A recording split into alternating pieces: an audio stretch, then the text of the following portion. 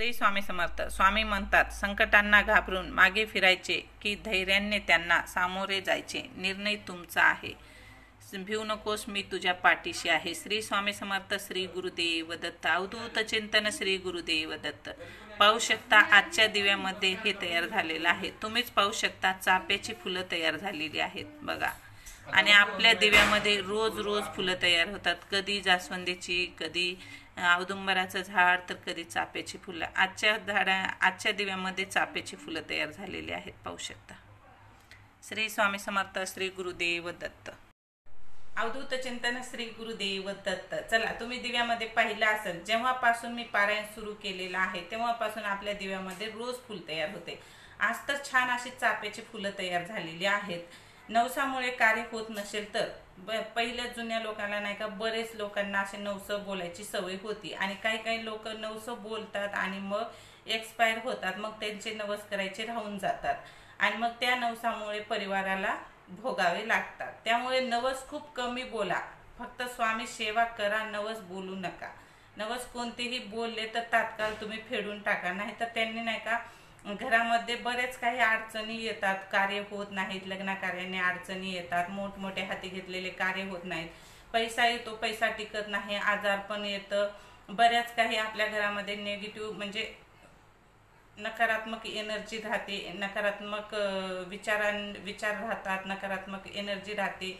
त्यामुळं नवस केलेनं आणि सतत काहीतरी एखाद्या माणसावर असं जाणवतं की ते मंद होणं नवसामुळं. ज्याचा नवस बोललेला आहे ते असं मंद होतं. त्याचा अभ्यासात, लहान मूल असेल किंवा माणूस असेल, कोणी असेल, तर त्यांचा अभ्यासात लक्ष लागत नाही, कामात लक्ष लागत नाही. अशा बऱ्याच गोष्टी, खूप गोष्टीला अडचणी येतात, खूप गोष्टीच्या अडचणी येतात नवसामुळं.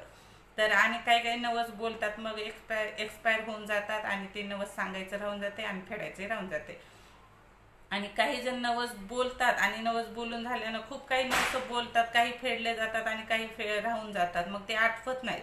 तर आठवत नसल्यामुळे असे बरेचसे प्रॉब्लेम येतात. तर ते आपल्याला त्याचा उपाय काय आहे, चला तर मग तेच जाणून घेणार आहोत. तर आपल्याला काय करायचं आहे, तर आपल्याला 11 सोमवारी हे उपाय करायचा आहे. महादेवाच्या मंदिरात जायचं आहे, 1 मूठ तांदूळ घेऊन जायचा आहे, 1 नारळ घेऊन जायचा आहे आणि सोबतच 1 वाटी भरून, 1 छोटासा ग्लास भरून दूध घेऊन जायचं आहे. 1 मूठ तांदूळ, 1 नारळ आणि 1 छोटासा ग्लास भरून दूध महादेवाला अर्पण करायचं आहे.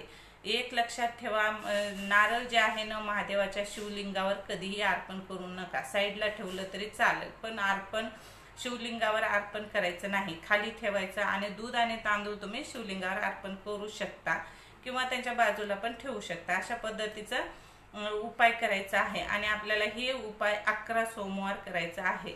आणि तिथंच हे अर्पण करताना महादेवाला न आठवलेल्या नवसाची तुम्हाला क्षमा मागायची आहे आणि प्रार्थना करायची आहे. जे काही